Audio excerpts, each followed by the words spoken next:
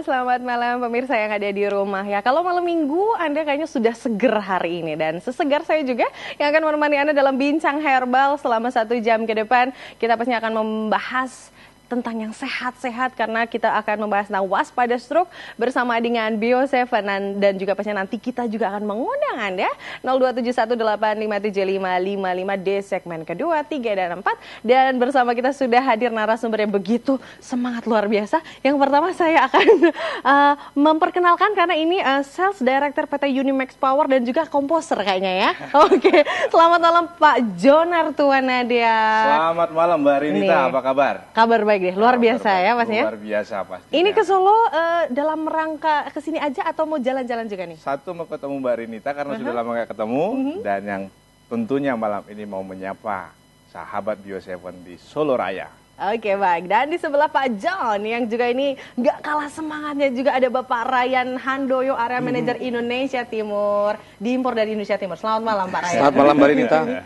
Kabar baik juga? Alhamdulillah, luar biasa hari ini. Luar biasa juga ya. Dan ini kita akan membahas tentang waspada stroke bersama dengan Bio7 ya. Mungkin pemirsa yang ada di rumah tahu bahwa salah satu penyakit yang mungkin agak ditakuti juga atau bisa dikatakan kronis adalah stroke. Mungkin Pak John bisa cerita sedikit nih latar belakang terjadinya stroke. Baik, selamat malam sahabat pemirsa TA TV di rumah. Ketemu kita dalam bincang malam ini dengan topik waspada stroke bersama Bio7.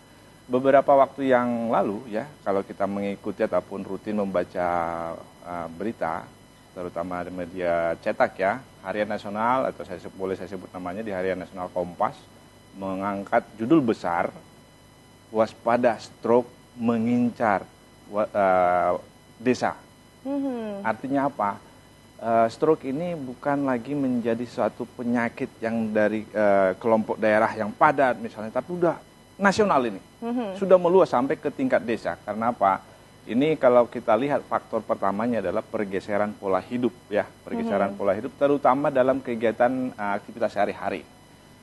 Contoh mendasar sahabat pemirsa TA TV di rumah.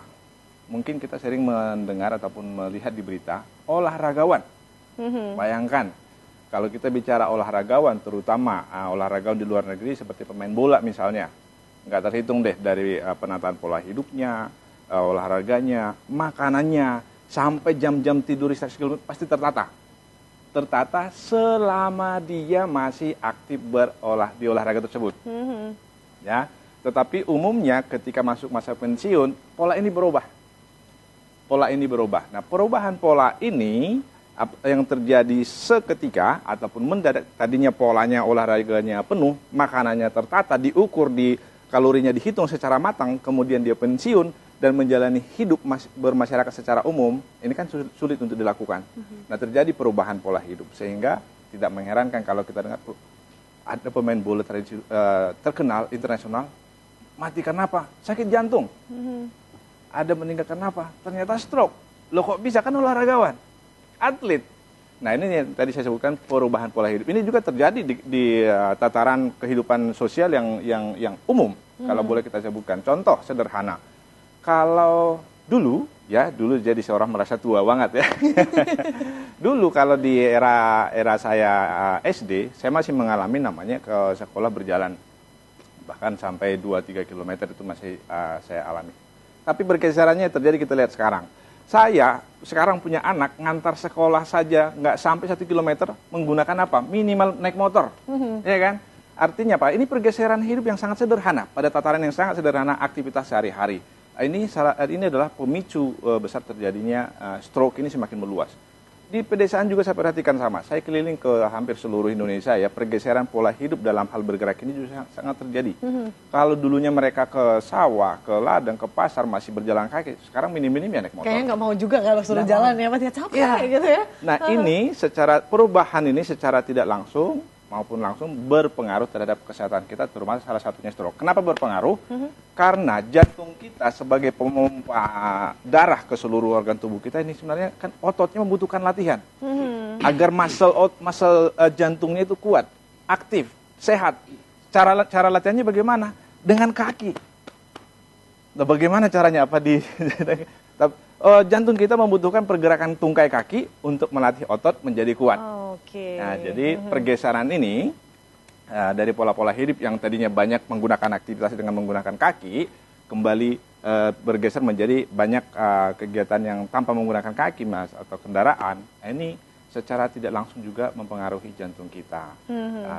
Persirkulasi darah yang tidak lancar, seperti kita ketahui, ya pasti bisa salah satu masalahnya adalah ke stroke, mulai dari stroke ringan sampai stroke berat. Ini yang perlu harus kita perhatikan hati-hati, dan malam ini kita akan bahas bagaimana kita menyiasatinya dengan Bio7. Nah itu dia, dengan Bio7 ya. Tapi sebelum ke Bio7-nya nih, mungkin juga yang tadi sudah sempat disebutkan oleh Pak John bahwa ada pergeseran pola hidup, entah itu kemudian apakah pola makan juga berpengaruh juga? Yes, of course, tentu sekali, tentu sekali. Tadi yang saya sebutkan adalah faktor yang paling sederhananya.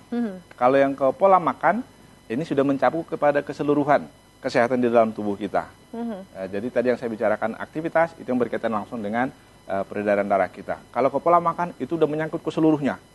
Jadi pergeseran pola makan terjadi sedemikian masifnya, dari tadinya kita masak tanpa menggunakan MSG, sekarang biar gurih, biar enak harus menggunakan MSG, atau karena malas menyalakan ke dapur, kita bersama keluarga lebih sering makan di luar. Ini juga satu pergeseran-pergeseran yang memberikan dampak buruk ya kepada sistem kesehatan kita secara waktu berjalan ya. Tidak serta-merta sekarang kita makan di luar bersama-sama keluarga besok langsung sakit, tidak seperti itu, kecuali dalam makanannya ada unsur racunnya. Jadi ada pergeseran tadi, yang pendasar adalah pergeseran cara kita beraktivitas. Nah, itu berdampak langsung terhadap peredaran darah. Kemudian ditambah lagi dengan pergeseran pola makan yang tidak sehat, itu membuat semuanya terakumulasi. Bukan hanya stroke, tapi juga keseluruhan sistem metabolisme kita sebenarnya terganggu. Namun malam ini biar nggak melebar, kita fokus kepada stroke. Karena betul-betul stroke ini adalah ancaman yang serius yang bisa melumpuhkan aktivitas kita.